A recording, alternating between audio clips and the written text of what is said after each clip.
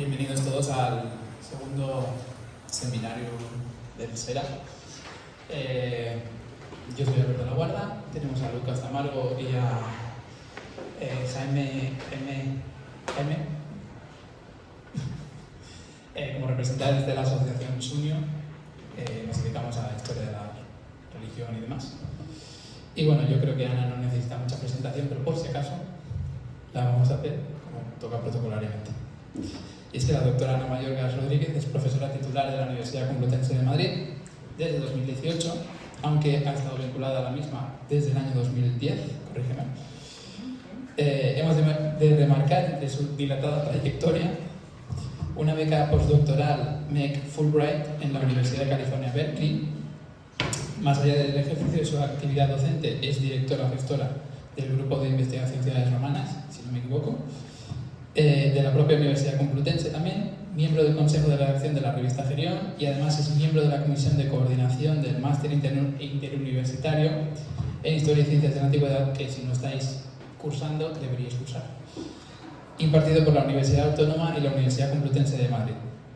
Su tesis doctoral, dirigida por las profesoras Estela García Fernández y Rosa Sanz Serrano, fue publicada en 2007 en Oxford por Bard International Series y tiene por título La memoria de Roma, oralidad, escritura e historia en la República Romana. Su línea de investigación se centra sobre todo en la memoria y historiografía romana en época republicana, aunque hay que añadir también la historia de la cultura y mentalidad romanas, con especial atención al helenismo. Hemos de decir que el calendario, a modo de introducción, no quiero quitar mucho, no solo es la base para un conteo temporal en la antigüedad, sino un acto religioso con un trasfondo económico completamente fundamental para los antiguos. Es por ello por lo que hemos creído conveniente, no exactamente sobre el calendario, pero sí acompañando al calendario, reseñar tres obras de la profesora Mayorgas, que sería The Annales Maximi, Writing, Memory and Religious Performance in the Roman Republic, perdón mi inglés, Antes de la historia, Annales Máximos, Escritura y Memoria, o Memoria, Espacio y Religión en la República Romana. Y sin más dilación, vamos a dar paso a la ponencia de la profesora Ana Mayorgas, titulada Religión y Calendario Romano. Muchas gracias, Alberto, y muchas gracias por la presentación. Solo he de decir que ya no estoy en la comisión del máster. Justo este año lo dejé, aunque estuve mucho tiempo, pero creo que todavía puedo informar si alguien tiene interés sobre el máster pues, de Historia Antigua y Ciencias de la Religión de la UAM UCM, pues informar al respecto. Bueno, primero muchas gracias por la invitación. Es un honor estar aquí y hablar de un tema que, bueno, no es del todo central a mi estudio, pero que se ha convertido cada vez en más importante en mi investigación. Y pensando cómo podría, bueno, elaborar una presentación sobre un tema tan amplio, pues he decidido tomar un ejemplo que son los Lupercales como ejemplo de fiesta e intentar trazar su evolución e ir viendo a la vez algunos de los aspectos más importantes del calendario de la religión en Roma a través de un ejemplo concreto, más allá de hacer afirmaciones así más generales. Yo creo que se ve bien con un caso.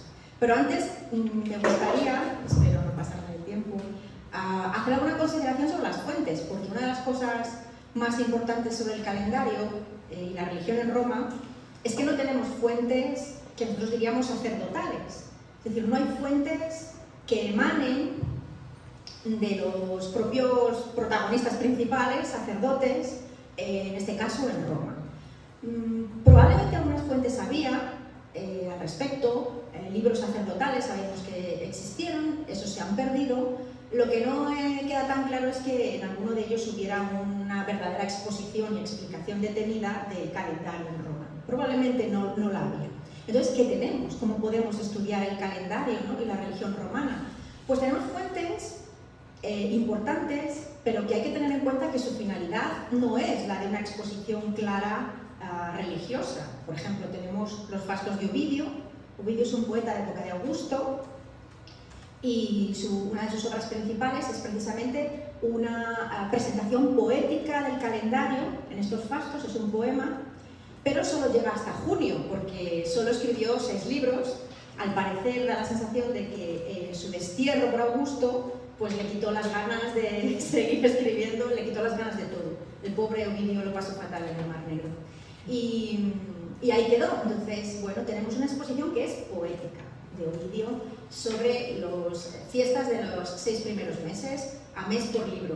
Luego tenemos una obra muy tardía del siglo V de Macrobio, que son las Saturnales.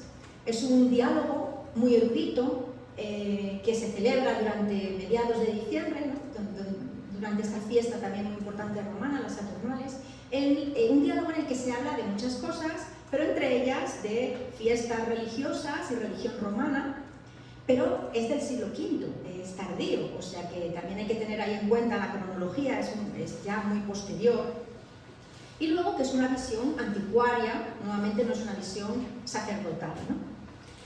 Y por último, también como fuente importante tenemos calendarios en inscripciones monumentales. No son muchos, pero son muy importantes, de principios de la dinastía Julio-Claudia. Se han encontrado en distintas ciudades del Lacio, algunos más completos, otros menos, calendarios monumentales, donde aparecían las fiestas vinculadas a los días más importantes, ¿no?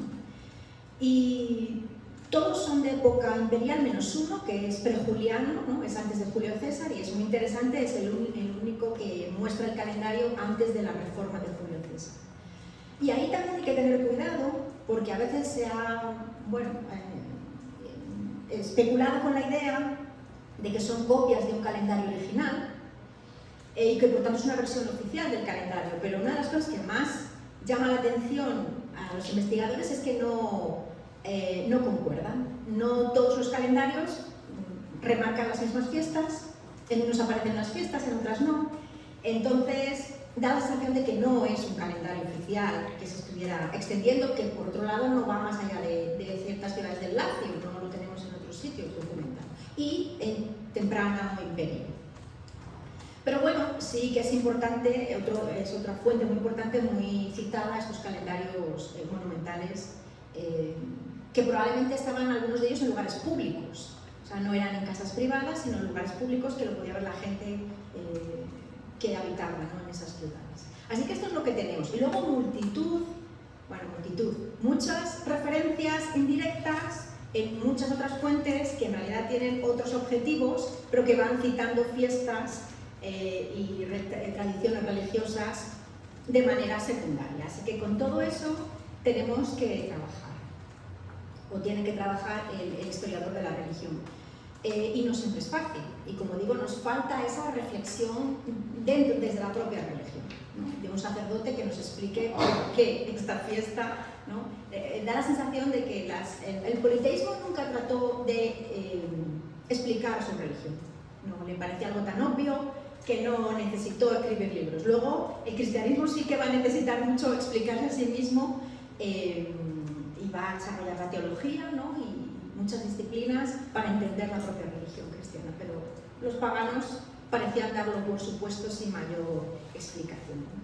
Entonces, bueno, con estos documentos los historiadores han trabajado muchísimo y todavía hay mucho que hacer en el calendario y la religión romana, pero una primera conclusión básica es que es un calendario agrícola, evidentemente. Tiene sus fiestas dedicadas a divinidades específicas, pero claramente lo que vertebra digamos, el calendario a lo largo del año es el ciclo agrícola, lo que indica que evidentemente era la ocupación básica inicial de todos los romanos, e incluso aquellos que pues, tempranamente, ya en época monárquica, pues no trabajaran con sus propias manos, ¿no? Porque ya había una aristocracia que sin duda tenía trabajo dependiente, aún así el ciclo agrícola marcaba la vida absolutamente de los romanos. Un rasgo interesante también, que no aparece, bueno, esto es un común de todas las sociedades mediterráneas, no es nada especial. Aquí Roma se parece a Grecia, si comparamos un calendario y otro, pues evidentemente son calendarios de base agrícola. Una excepcionalidad en el caso de Roma es que, por ejemplo, la guerra también está inserta en el calendario. de una manera más clara que en Grecia. O sea, hay unas fiestas en marzo y mayo que preparan a la sociedad, o más bien a los hombres que van a ir a la guerra, los preparan ritualmente para ir a la guerra. Una de las fiestas más famosas es el Tubilustrio, el de purificar las tubae, los instrumentos musicales que se van a llevar a la guerra, y luego cuando se vuelve de la guerra, en octubre, hay otra serie de fiestas también para devolver a esos soldados a su estatus cívico y campesino previo, ¿no? Por ejemplo, el Equus October es una de las fiestas, el Caballo de Octubre es una de las fiestas dedicadas a Marte más famosas en este sentido. Y eso está inserto en el calendario romano. Eso llegó un momento que perdió su sentido original, porque si os dais cuenta esto deja el verano para hacer la guerra, que es lo típico de la sociedad arcaica romana y temprano republicana, y también del arcaísmo griego, pero llegó un momento que la guerra se comió el calendario entero, el imperialismo romano y la conquista del Mediterráneo impuso estar en pie de guerra, que diríamos, en cualquier momento del año. Entonces esto dejó de tener su sentido en realidad, ¿no? Ya podía haber soldados en España destacados durante años y se podía hacer la guerra. Bueno, evidentemente en condiciones climáticas adversas, mejor no sacar los barcos ni iniciar una campaña militar, pero ya la cosa no era tan cíclica, ¿no? No estaba regulada de esta manera como se ve en el calendario, ¿no? Y como también era en Grecia, en época arcaica, pero que luego también cambió, ¿no? Sobre esta idea del cambio, voy también a centrar la exposición de los Lupercales, porque creo que una de las cosas más interesantes del calendario romano es su flexibilidad. Esto lo dijo hace tiempo Mary Beard, sabéis, la historiadora británica que consiguió el premio Príncipe de Asturias, o Princesa de Asturias, ¿no? En el 2016 creo. Antes de ser famosísima y de ir por ahí en zapatillas por Pompeya y hacer muchos vídeos, que está muy bien, porque es una gran divulgadora, yo creo, es que era una grandísima investigadora, o sea, que yo creo que es la clave de la divulgación. Para ser buena divulgadora, aparte de dominar la escena, y ella la domina, en realidad tienes que tener detrás una buena investigación. Y ella, digamos, académicamente era conocida porque es una de las grandes investigadoras de la religión romana. Pues ella tiene un artículo ya muy antiguo en el que habla de la flexibilidad del calendario romano. Y el hecho de que si el calendario romano se mantuvo a lo largo de tantos siglos con una sociedad romana que cambió tantísimo, desde época arcaica hasta finales del imperio, es porque podía resignificarse las fiestas religiosas, podían resignificarse y irse adaptando poco a poco. Esto es un poco contradictorio con lo que siempre leemos en los manuales sobre la ritualidad romana. Se supone que los romanos son hiperrituales y que cualquier fallo, ¿no? Muy repetitivos, muy respetuosos de la tradición, y que cualquier ritual que se les opusiera algún fallo en su desarrollo había que volverlo a repetir, ¿no? Entonces esto ha generado esa idea de que los romanos son muy inmovilistas, de que, ¿no? El ritual tiene que estar perfecto según ellos piensan. Pues eso es cierto, pero eso es verdad, que además achacaban muchas desgracias a fallos rituales, ¿no? Achacaban las desgracias en el campo de batalla o en otros ámbitos. Pero eso no era incompatible que con el hecho de que con el paso del tiempo el significado de esa fiesta pudo ir cambiando, o sobre todo pudo ir sumando nuevos significados. Y los antiguos podían perder sentido. Eso explica cómo un calendario agrícola sirvió para una población urbana en Roma que no se dedicaba a la agricultura prácticamente nadie desde fines de la República. Roma creció muchísimo, la mayor parte de la población no son campesinos, de hecho ya sabéis que uno de los problemas básicos de Roma es el abastecimiento de grano, porque ya el cultivo que se puede desarrollar alrededor de la ciudad no abastece a la ciudad. Hay que traer grano de Sicilia, luego hay que traer grano de Egipto, porque hay más población. Y la población ya no se dedica a ser agrícola. Entonces, ¿qué sentido tiene para ello fiestas de agricultores? Bueno, pues porque se fueron cargando de significados y modificando poco a poco. Esa es la teoría de Mary Beard y yo creo que tiene razón. Porque también hay que tener en cuenta que este calendario hasta hasta donde sabemos, no salió de Roma, de la ciudad de Roma. Porque estaba muy apegado también a la topografía, ahora veremos el caso de los Lupercales, pero se extendieron los dioses, ¿no? El culto, los cultos de Roma pudieron extenderse a España o a otras provincias, pero el calendario como tal romano, en principio no tenemos conocimiento que saliera de Roma. Y es el caso de los Lupercales, que fue una fiesta muy famosa, y ahora hablaremos de Lupercos que pueden estar fuera de Roma, pero hasta donde sabemos, los Lupercales solo se celebraron en la ciudad de Roma. Bueno, los Lupercales es una fiesta apasionante porque se le intuye un pasado muy prefundacional, es decir, es más antiguo que la ciudad de Roma, y tenemos documentación hasta el siglo V después de Cristo. Son todos retazos, como piezas de un puzzle que es difícil reconstruir, pero es increíble la pervivencia, ¿no? Durante siglos de una misma fiesta con el mismo nombre, ¿no? Bueno, las teorías sobre los orígenes de los Lupercales hablan de un rito de iniciación muy antiguo de jóvenes que tienen que salir al campo a sobrevivir por ellos mismos y que se transforman en lobos, y estaríamos hablando de un periodo de la Edad de Bronce o anterior, de poblaciones indoeuropeas que tenían estas prácticas rituales que terminaron en Roma formando este rito de los Lupercales. Cuando, digamos, tenemos información histórica, por decirlo así, en época republicana, pues sabemos que hay una sodalitas, es decir, una cofradía, un grupo de sacerdotes que una vez al año, el 15 de febrero, se reúnen en el Lupercal, es decir, en la cueva supuestamente donde vivía la loba, que encontró a los gemelos y los cuidó, o al menos no se los comió, que ya era bastante. Pues en esa cueva se reunían, sacrificaban una cabra y luego salían prácticamente desnudos o semidesnudos, se supone que con taparrabos que habían creado con la piel de la cabra, y echaban a correr, probablemente, normalmente alrededor del Palatino, aunque, bueno, hay indicaciones de que podían correr por otros lados también, por la vía sacra, en fin. El recorrido de los Lupercos está un poco, no del todo claro, pero principalmente alrededor del Palatino.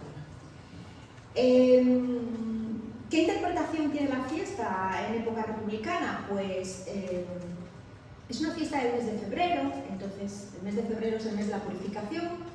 Es una fiesta vinculada al ganado, no es agrícola, junto con los parilias son las dos fiestas que no son agrícolas, sino más bien ganaderas. Y se habla de una especie de protección del ganado en Roma. Estos lupercos se transforman en esta carrera ritual. A veces se dice que, bueno, los lupercos vienen de la palabra lobo y loba en latín, así que hay quien dice que se transforman en lobos, aunque a veces las fuentes nos indican que son más bien machos cabríos, entonces no queda muy claro exactamente en qué se transforman. En algo sí, y probablemente hacen una carrera ritual para purificar y proteger a la población de Roma y sobre todo el ganado. Eso que sacrifican es una cabra. Sobre más que estos rituales no tenemos mucho conocimiento, y esto es una cosa muy interesante que le pasa a muchas fiestas romanas.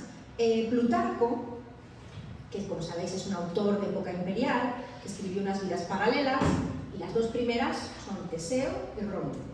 Pues hablando de la vida de Rómulo, dice que los lupercos pues sacrificaban una cabra y luego con un cuchillo manchado en sangre tocaban la frente de uno de los sacerdotes lupercos, luego pronto la limpiaban con un copo de lana mojado en leche y echaban a correr. Dice Plutarco que no tiene ni idea de por dónde va eso, es decir, que no entiende por qué se manchan con el cuchillo y sangre, luego se limpian rápidamente o a uno de ellos y echan a correr, ¿no? Y es interesante que efectivamente, probablemente no lo sabía Plutarco, que era griego, pero es que no lo debía saber nadie, y nosotros tampoco.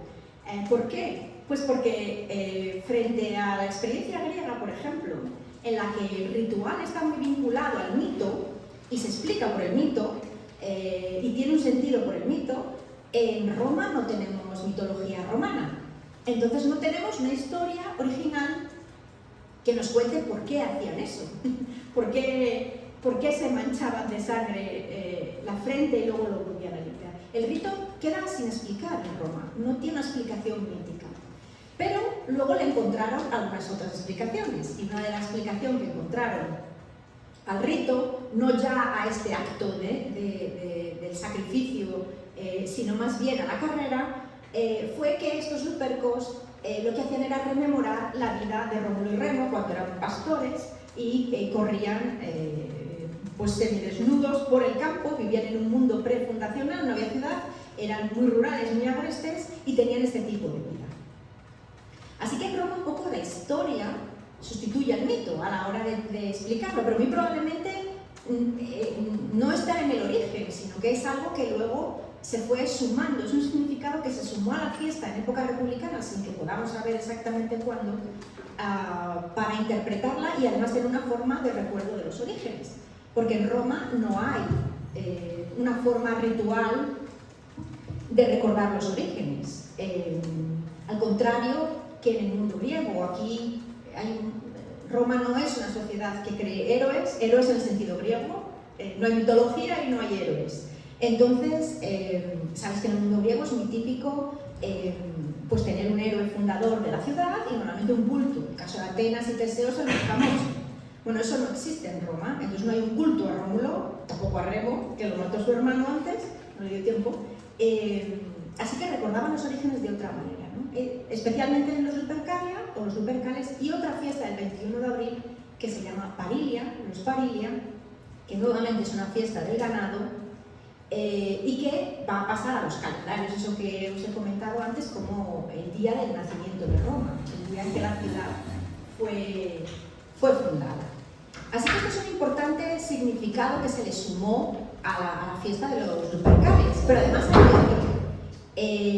En algún momento estos lupercos que corrían semidesnudos debían llevar aparentemente como látigos, así que se dedicaban a perseguir a la gente dando latigazos, y se debió generar la idea, que tampoco sabemos muy bien ni cómo ni en qué momento, de que las mujeres que quisieran quedarse embarazadas, es decir, que estuvieran en edad de embarazo, si recibían los latigazos, les proyectaba o les insuflaba fertilidad, es decir, que conseguían quedarse embarazadas más fácilmente.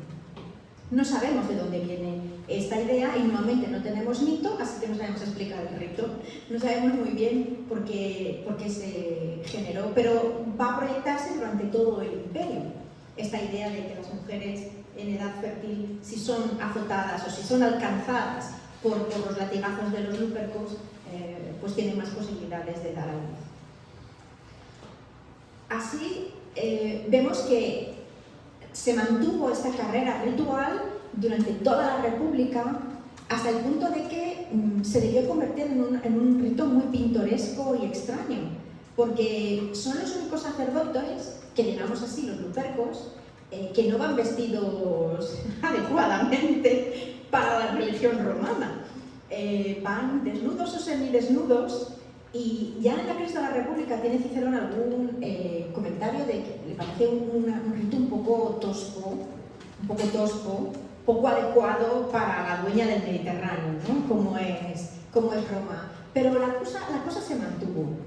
Y en época de Augusto se reformó. Hay veces que el poder político puede reformar las fiestas, este es un caso. Augusto es uno de los que más intención tuvo en recuperar un poco la religión tradicional romana, pero puso cierto orden a esta carrera de los lupercos. Decidió que tenían que ir más recatados en su vestimenta, aunque todavía había desnudez en los cuerpos de los lupercos, pero no tanto, sin pasarse. Y luego, de alguna manera, si podemos decir que degradó, no sé si es una buena palabra, el festival, porque lo dejó en manos de los caballeros, cuando los sacerdotes son siempre senadores, es decir, es la clase senatorial la que es la encargada de la religión en Roma, por decirlo así. Ya sabéis que no hay distinción entre carrera política y carrera sacerdotal. Los mismos, Julio César es dictador muchas veces, hasta perpetuo, que le duró poco también, es cierto, pero luego es pontífice máximo, o sea que ambas cosas se dan. Y aquí el resto de sacerdocio se quedó en manos de los senadores, menos estos lupercos que pasaron a ser caballeros. Así que se convirtió en una fiesta típica de los caballeros durante todo el imperio, junto con su otro gran día de gloria, por decirlo así, que era el del desfile de la caballería romana, que también era muy importante en Roma y de la cual ellos eran los protagonistas. Bueno, lejos de perder importancia, debió convertirse en algo cada vez más exótico y que atraía más población. Tenemos un famoso episodio antes de Augusto, que voy a volver previamente a César, porque si recordáis, en este momento final de César, en el que la aristocracia romana no sabe realmente si quiere ser un tirano o no, o qué va a hacer, justo un mes antes de ser asesinado, en los Lupercalia del 44, se escenifica, ¿no?, ese acto de Marco Antonio de quererle dar una diadema a César, ¿no? Y César está viendo la fiesta, los Lupercales, y en un momento de la fiesta, Marco Antonio, que es un luperco, se acerca a él para intentarle dar una diadema. La diadema dorada es el símbolo de las monarquías helenísticas, entonces quiere decir, pues eres un rey, ¿no?, eres el que mandas en Roma. Y por 2 veces, dicen las fuentes, César lo rechaza, no quiere que se la ponga en la cabeza, y entonces la gente empieza a aplaudir, ¿no? Como, mira tú qué bien que César quiere mantener, ¿no?, la legalidad republicana, por decirlo así. No era realmente eso. Pero bueno, lo interesante es que si se escenifican los Lupercales es porque es un teatro, es decir, es un escaparate muy bueno para que mucha gente en Roma lo vea. O sea que, por muy rústico que pareciera esta carrera de los lupercos, realmente no perdió público ni perdió importancia. Y de hecho, probablemente lo ganó durante el Imperio con cierta teatralización. Sabemos que la cuestión de los azotes fueron cada vez a más y que se convirtió en un espectáculo como el teatro, como el anfiteatro, es decir, que ganó en espectacularidad y teatralidad, ¿no?, los Lupercalia, y probablemente fue perdiendo en carga religiosa, aunque no del todo. Es interesante, no me quiero extender más, que la última documentación que tenemos es del siglo V. Y es muy interesante porque ahí vemos, bueno, el Papa Gelasio, a finales del siglo V, se está quejando de que hay senadores romanos, da la sensación de que quieren volver a instaurar los Lupercalia, recuperarlas o algo. No queda claro qué ha pasado después de Teodosio. Se supone que después de Teodosio, a finales del IV, después de Cristo, pues tenía que haber parado por completo toda religiosidad pagana. Pero algo está pasando, porque Gelasio todavía, el Papa Gelasio se queja de que hay senadores en Roma que quieren volver a representar los Lupercales, pero ya contratando actores. No sabemos si esta contratación de actores que hicieran la carrera muy espectacular y teatralizada con los azotes públicos es de ese momento o probablemente ya fuera del Bajo Imperio. Pero el hecho de que todavía se esté discutiendo en ese momento indica que la aristocracia tradicional romana, que en principio ya es cristiana, todavía se aferra mucho a las tradiciones y a su religiosidad popular. En este caso, lo que dice Gelasio es que quieren restaurar o quieren instaurar los Lupercales de nuevo porque lo hacen pensando que va a dar buena suerte a la ciudad y que va a traer salud al pueblo de Roma. Dice, bueno, ¿creéis que van a acabar las pestes con eso y que van a acabar los desastres, ¿no? O sea, que es un nuevo significado a la fiesta, ¿no? Que antes no tenía, pero que a fines de del Imperio parece haberse instaurado, ¿no? Una especie de buena suerte de conjurar los males a través de esta carrera ritual. No sabemos qué pasó después de Gelasio. Claramente, en algún momento, esto estaría en manos de la élite de los senadores romanos, que son los que pagaban a estos actores para que teatralizaran la carrera. O sea que, pues desde esos jóvenes de la edad de bronce o anterior que salían al campo a transformarse en lobos hasta el teatro de fines del Imperio, pues han pasado muchas cosas, pero es increíble que por un lado hay una continuidad absoluta, ¿no?, en el lugar en el que se realizan. Por eso digo que es muy difícil algunas fiestas romanas traspasarlas a un sitio. No puedes cambiar el Lupercal de sitio ni el Palatino, entonces no puedes llevar los Lupercali a otro sitio. Es decir, hay una continuidad en muchos aspectos, pero luego en otros va cambiando constantemente sin ningún problema, y eso explica la duración tan larga que tuvo el calendario romano con una sociedad que cambió tantísimo desde la edad arcaica hasta el Bajo Imperio. Y básicamente esto es lo que quería contaros hoy con respecto a este tema del calendario y la religión romana. Muchas gracias.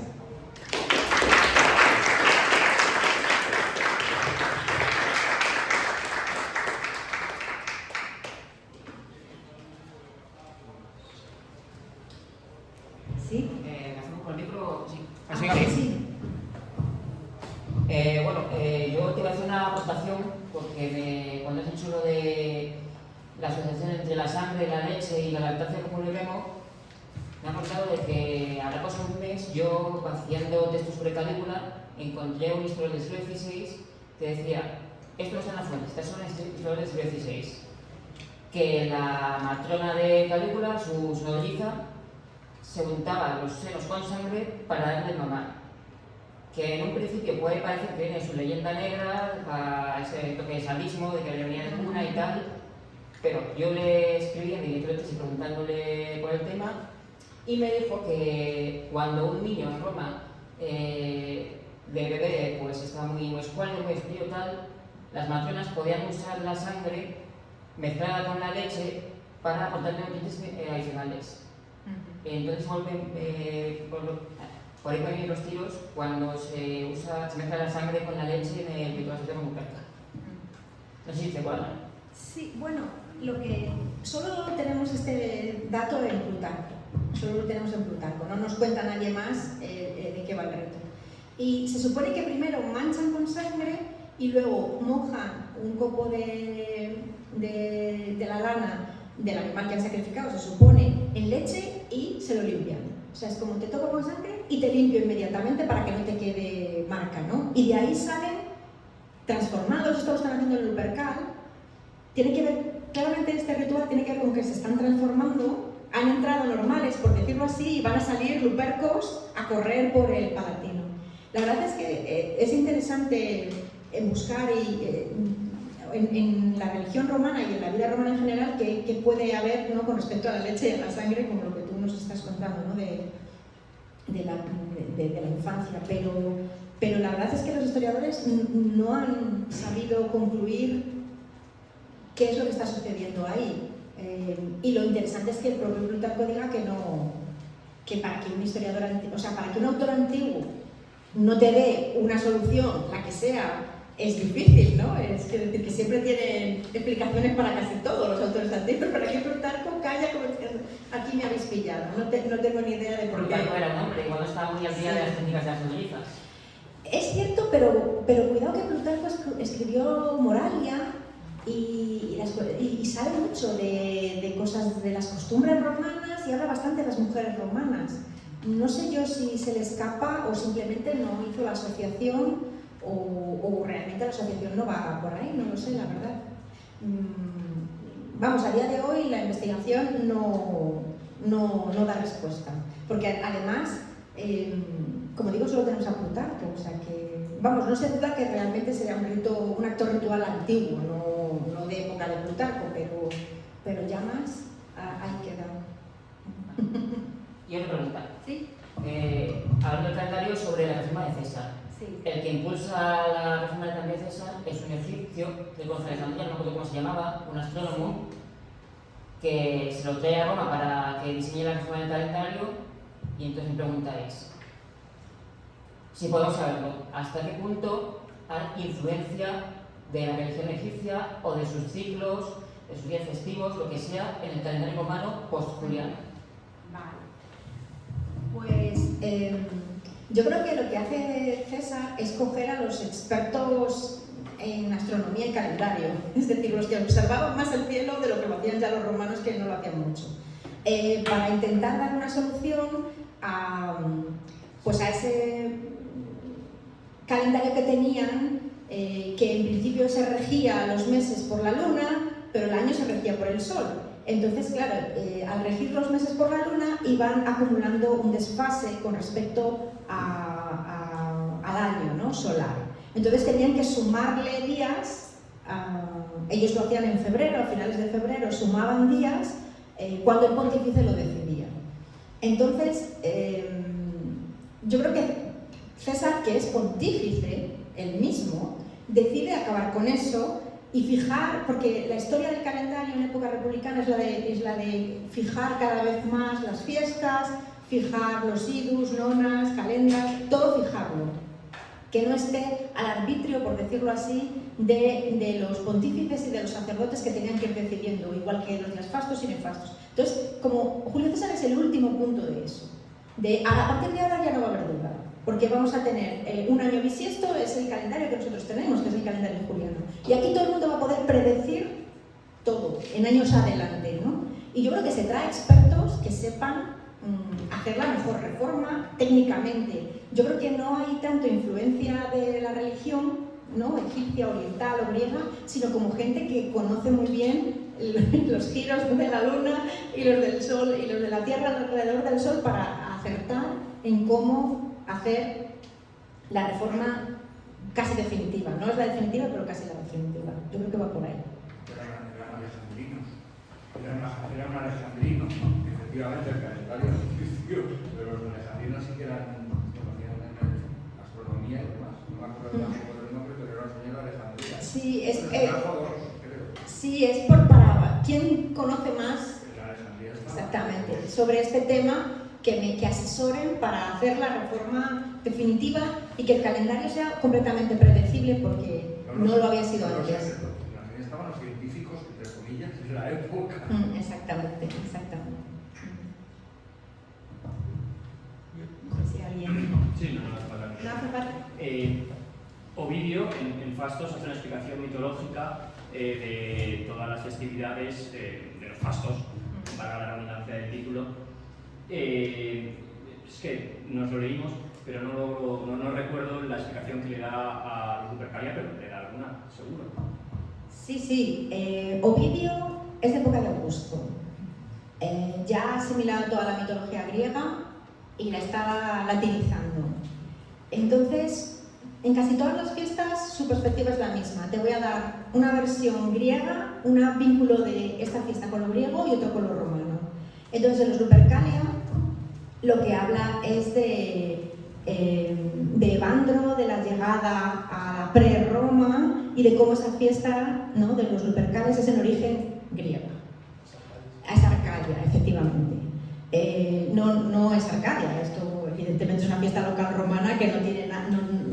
Claro, se puede parecer... Lo griego y lo romano se parecen mucho, porque son sociedades muy parecidas mediterráneas. Pero eso no quiere decir que una cosa derive de otra, ni de lo griego a lo romano, ni de lo romano a lo griego. Pero por ahí va la explicación, ¿no? Y luego, en el caso de Roma, la explicación que da es la de Rómulo, ¿no? Lo que están haciendo los lupercos es correr como lo hacían los jóvenes romanos. Estos descendientes de la dinastía de Alba Longa, que no sabían lo que eran y vivían como pastores inocentemente en el campo. Pero lo hace en casi todas las fiestas, busca vincularlo con el mundo griego. Pero estamos en un momento en el que la mitología griega es un maravilloso material poético. Maravilloso. Claro, es maravilloso. Puedes hacer una cantidad de cosas. Quitas Zeus y pones Júpiter y tiras para adelante. Y quitándolo. ¿Eh? Hay veces que ni quitándolo, ¿no? Bueno, hay veces que le quitándolo, sí. Pero que la mitología en Roma es sobre todo material poético. Es sobre todo material poético. En Arcadia estaba la prueba de Zeus bajo la vocación de lobo. Claro, sí. Liceo, las Licayas o Liceas, efectivamente, exactamente. Sobre todo, porque, bueno, quizás más pregunta comentario, porque efectivamente no lo vamos a saber.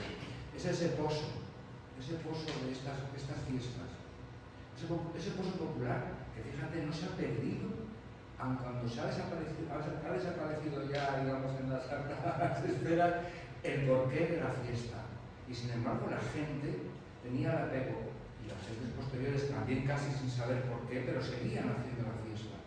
Es decir, es una cosa muy chocante, la pervivencia de estas estas costumbres que efectivamente, pues imagino que vienen del origen de los tiempos y no vamos a poder saber, yo creo, desgraciadamente, a qué se debían. Quizás eran eso, eran fíjate, de la época de bronce, sino anteriores. Sí, sabéis que hay una línea de investigación de la religión antigua, griega y sobre todo romana, que es la indoeuropeísta, es decir, es intentar vincular fiestas romanas con fiestas de otros pueblos indoeuropeos para dar una explicación.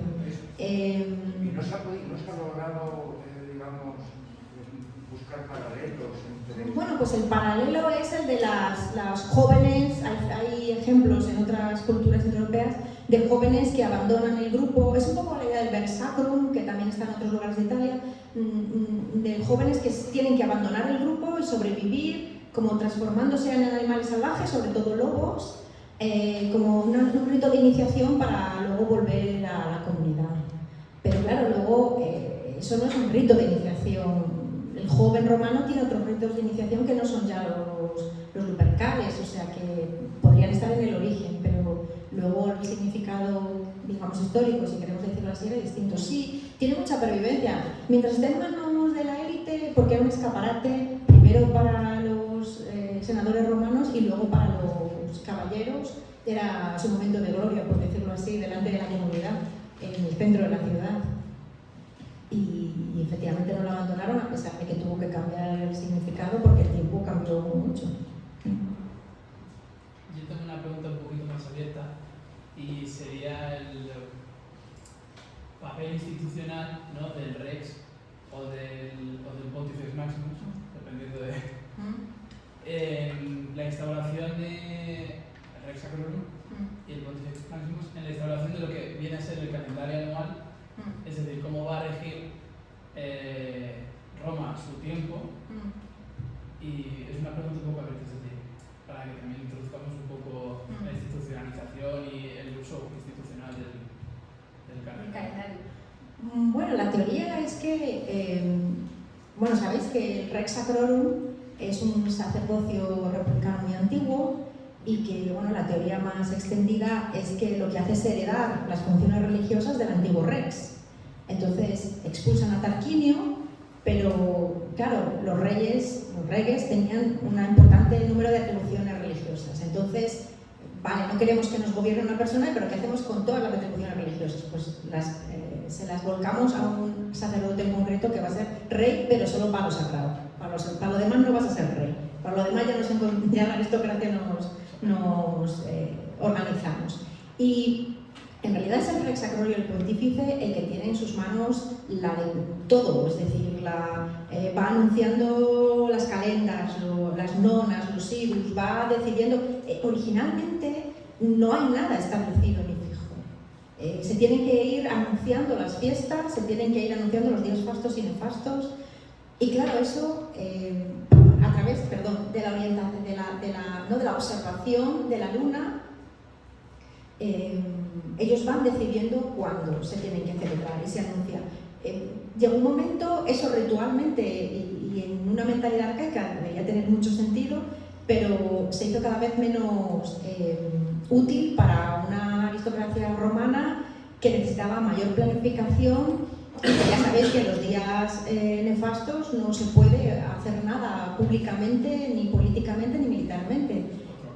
Entonces, sí, pero es una especie de trampa, quiero decir, es una especie de dificultad que ellos mismos habían creado y que ellos mismos se dieron cuenta de que no podía servir y ellos mismos decidieron, no, esto hay que fijarlo, hay que empezar a fijar, las calendas es el 1 y lo tenemos que saber de antemano, y los idus, no, las nonas y los idus, y luego las fiestas las vamos a fijar, y el día fasto, el día nefasto, y el comicial, en que se puede reunir los comicios, todo lo fijaron poco a poco para que fuera predecible, y entonces se ve cómo su propia, cómo se hizo la vida política y militar más compleja, cada vez más compleja, hasta el punto de que necesitaban previsión. No podemos esperar aquí, todos sentados, a ver si podemos reunir el Senado, no, que lo tiene que decir el pontífice. Bueno, pues espera a ver qué dice el pontífice, si nos reunimos o no. Entonces eso lo dice Rupke en el último libro sobre el calendario romano más completo, está en un original en alemán, de un autor que es uno de los especialistas en religión romana más famosos ahora, que se llama Rupke, Georg Rübke, alemán, y luego se hizo una traducción al inglés, que es un poco abreviada, pero bueno, que está muy bien, y es su teoría, y yo creo que, bueno, él lo explica bastante bien, cómo el calendario se tiene que fijar por una presión en realidad política, por una necesidad de predecir y de prepararse para lo que va a venir, ¿no? Una sociedad que está conquistando el Mediterráneo y se enfrenta a una vida política cada vez más compleja, que no era la que tendría la Roma del siglo V. Evitar arbitrariedades. Sí, y también arbitrariedades y incertidumbres y expectativas de cómo no podemos planificar esto. No, el Senado se tiene que reunir dentro de 2 días, pues no lo sé, a ver si se puede reunir dentro de 2 días o no, ¿no? Era eliminar eso, ¿no? Fijarlo por completo. Sí. Antes de que se me olvide, estas cosas que has comentado, de que Roma has costado mucho para conquistar, pero no el calendario. Qué curioso, ¿qué Ya, bueno, Roma es un imperio que tiene un interés económico una vez instituido, es decir, lo único que quieren de las provincias es los impuestos. No les importa. No sigáis, digamos, mi cronología, mi forma de... No, eso da igual. Y luego eso tiene un calendario que era muy antiguo, no era pre-conquista del Mediterráneo, y muchas veces muy relacionado con una topografía concreta en la ciudad. Entonces, sí, hay dioses romanos que terminaron importándose y luego a veces asimilándose a divinidades indígenas, por decirlo así, y se generaban fiestas, pero no se seguía, hasta donde sabemos, realmente el calendario de la ciudad. Sí, no tenían interés, yo creo que probablemente por ninguna de las dos partes, ni Roma en poner su calendario, ni los provinciales que tenían una tradición religiosa propia y que hay santuarios prerromanos que siguieron en época romana funcionando, o sea que tampoco necesitaron. En cambio, sí tenemos lupercos en epigrafía en las provincias, pero no, a veces se ha especulado si es que había lupercalia en las provincias, pero no es muy probablemente que son 2 caballeros. Entonces son lupercos en Roma. Lo que pasa es que luego pueden tener, ¿no?, vínculos locales y tener conmemoraciones locales, pero... Que se hayan traído la fiesta, ¿no?